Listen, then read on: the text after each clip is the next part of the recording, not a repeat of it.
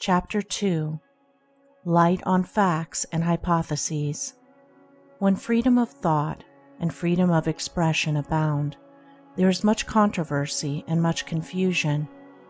Yet it is from such controversial confusion that the simple facts of life emerge, attracting us with their eternal uniformity and harmony, and appealing forcibly to us with their invisible simplicity and truth.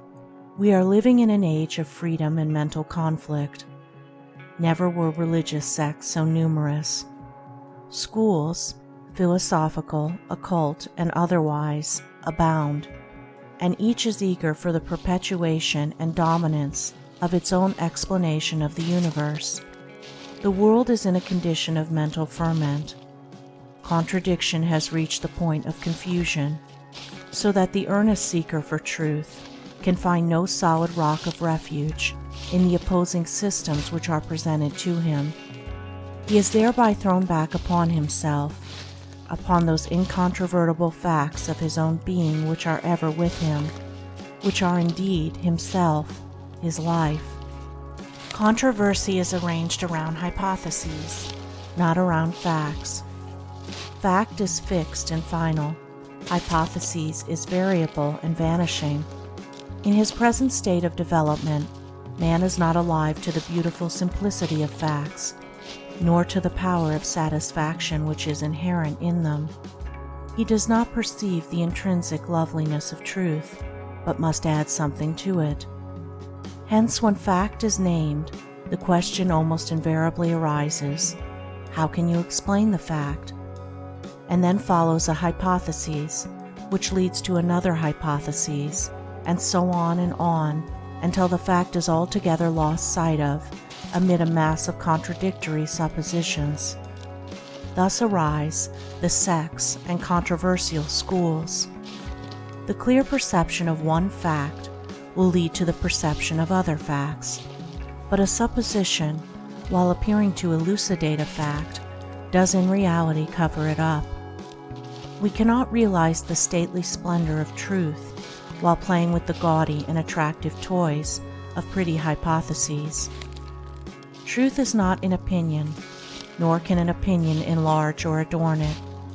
Fact and supposition are eternally separate, and the cleverest intellectual jugglery, while it may entertain and deceive even the elect, cannot in the slightest degree alter a fact or affect the nature of things as they are.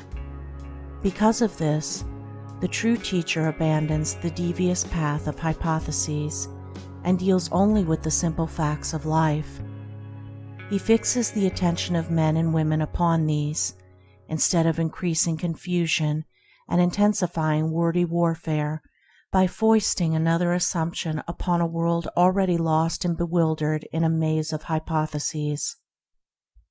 The facts of life are ever before us, and can be understood and known if we but abandon our egotism and the blinding delusions which that egotism creates. Man need not go beyond his own being to find wisdom, and the facts of that being afford a sufficient basis on which to erect a temple of knowledge of such beauty and dimensions that it shall at once emancipate and glorify. Man is, and as he thinks, so he is. A perception and realization of these two facts alone, of man's being and thinking, lead into a vast avenue of knowledge which cannot stop short of the highest wisdom and perfection. One of the reasons why men do not become wise is that they occupy themselves with interminable speculations about a soul separate from themselves, that is, from their own mind, and so blind themselves to their actual nature and being. The supposition of a separate soul veils the eyes of man so that he does not see himself, does not know his own mentality, is unaware of the nature of his thoughts, without which he would have no conscious life. Man's life is actual, his thoughts are actual, his life is actual. To occupy ourselves with the investigation of things that are is the way of wisdom. Man considered as above beyond, and separate from mind and thought, is speculative and not actual, and to occupy ourselves with the study of things that are not is the way of folly. Man cannot be separated from his mind. His life cannot be separated from his thoughts. Mind, thought, and life are as inseparable as light, radiance, and color, and are no more in need of another factor to elucidate them than are light, radiance, and color. The facts are all sufficient, and contain within themselves the groundwork of all knowledge concerning them. Man as mind is subject to change. He is not something made and finally completed, but has within him the capacity for progress.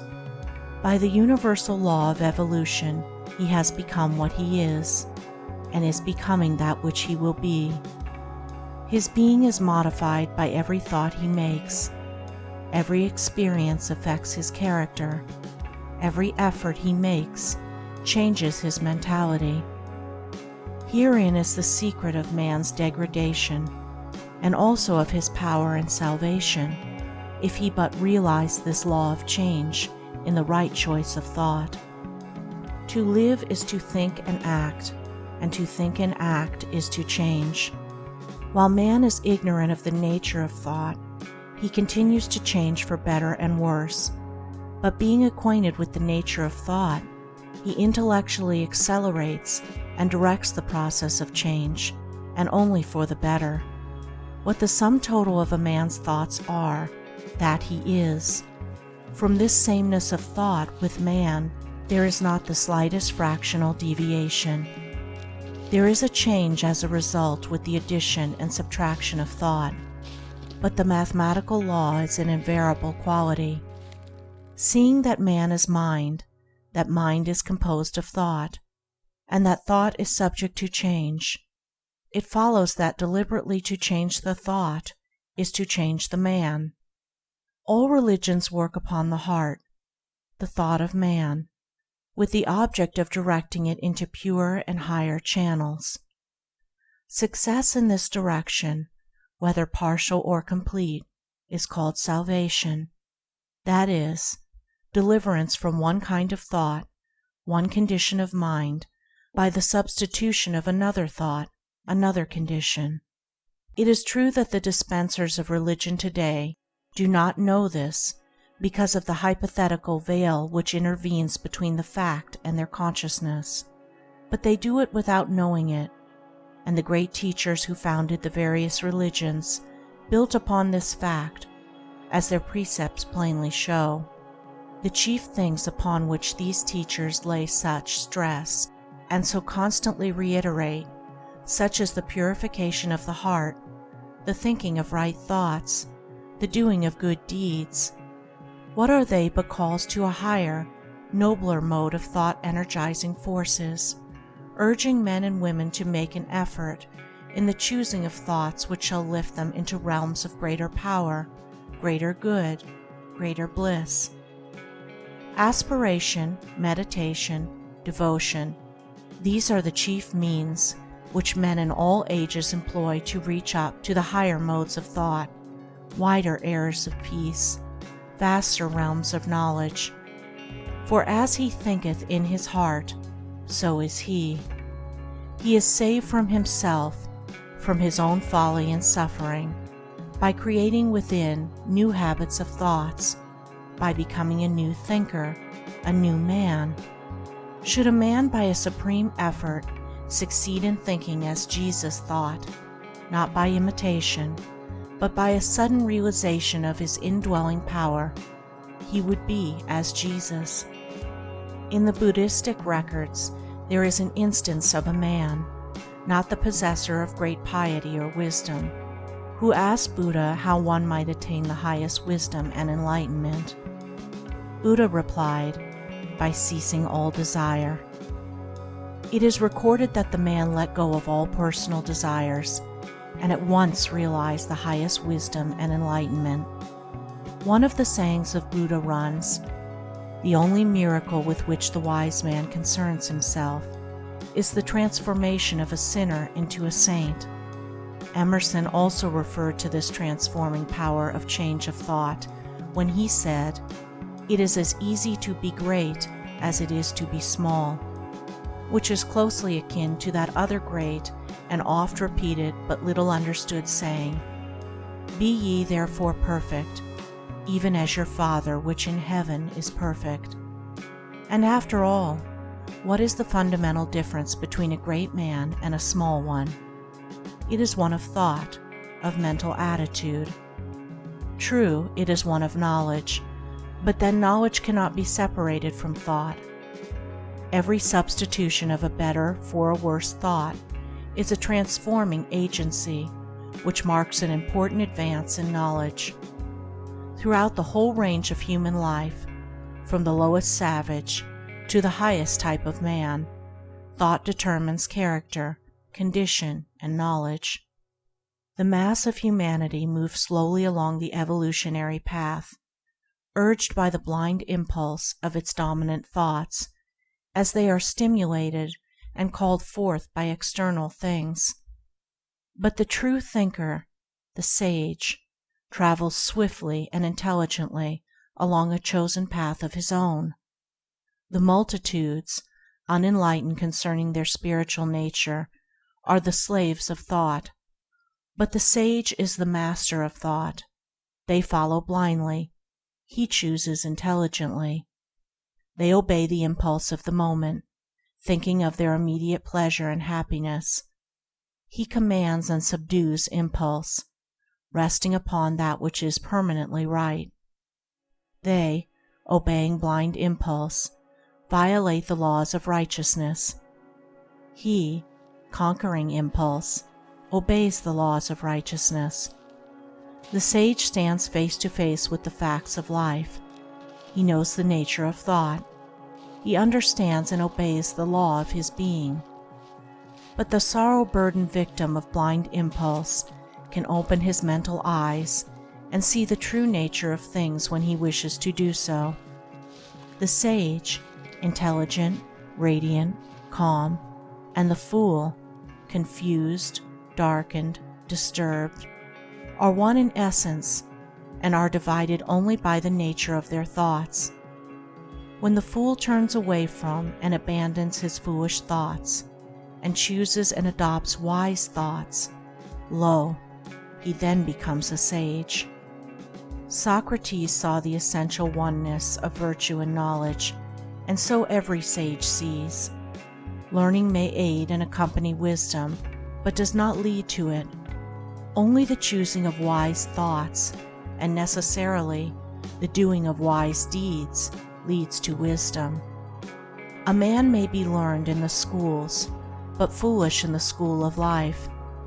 Not the committing of words to memory, but the establishing of oneself in purer thoughts, nobler thinking, leads to the peace-giving revelations of true knowledge. Folly and wisdom, ignorance and enlightenment, are not merely the result of thought, they are the thought itself.